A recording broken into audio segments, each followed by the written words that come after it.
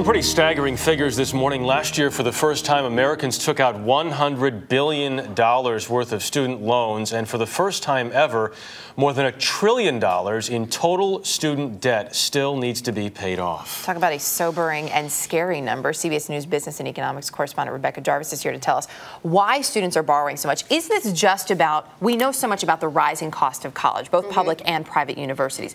Is it just about the cost, or is there more to it? There's more to it than that. First of all, you do have that rising cost, which is staggering. 439% increase since 1982 is the cost of tuition in this country right now. The cost of housing and food has doubled since that time. But you also, in addition to that, have more people going back to school. And that's adding to it because people in this job market, as a result of the problems in our job market, are going back, taking on education, and they're also taking on loans. So we have $24,000 as the average amount that a student graduates with in debt. And that's up 50% in the last decade.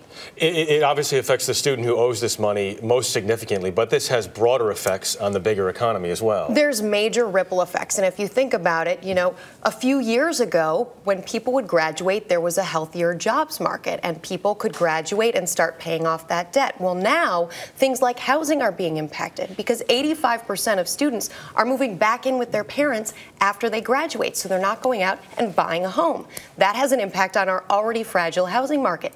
Innovation is also impacted here because when you think about it, if you graduate from school with $24,000 in debt and you have an option between a job where perhaps it's a risk, maybe you're inventing something new, maybe you're starting a business, or a job that pays a steady income, you have to take the job that pays the steady income to make sure you're paying off those loans. And lastly, there's the ripple effect on jobs itself. People aren't spending as much, and as a result, the jobs themselves don't exist.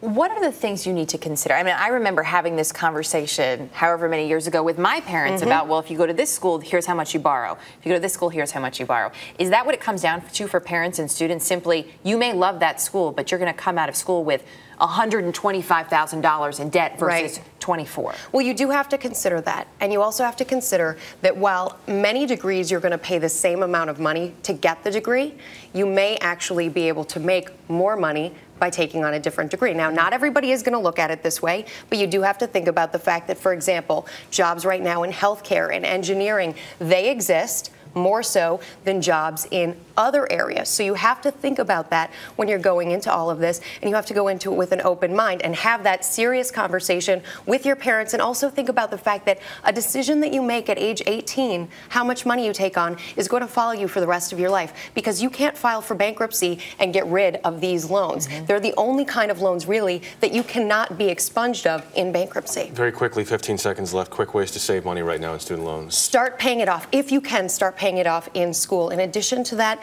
pay off your highest interest rate loans first. We know this. Set up an auto pay because it's better to just have it going. And lastly, take the interest deduction on your taxes. Good advice. Thanks, guys. Thanks, Beck.